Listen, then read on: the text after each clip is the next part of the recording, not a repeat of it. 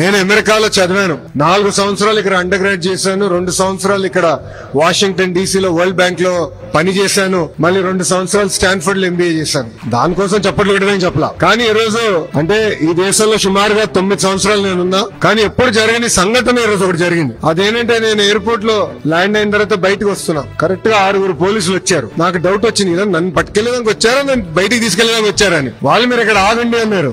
ఏమైందనా, బయట చాలా రద్దీగా ఉండి మీరు ఇక్కడ నుంచి బయటికి వెళ్ళేదానికి లేదు, మీకు పర్మిషన్ లేదని చెప్పారు. అంటే నేను డాలస్ లో అడుగు పెట్టిన దగ్గర నుంచి ఈ రోజు ఇప్పుడు ఈ కార్యక్రమం వరకు నాకు ఇంత పెద్ద ఘన స్వాగతం పలికిన మీ అందరికీ నా హృదయపూర్వక ధన్యవాదములు.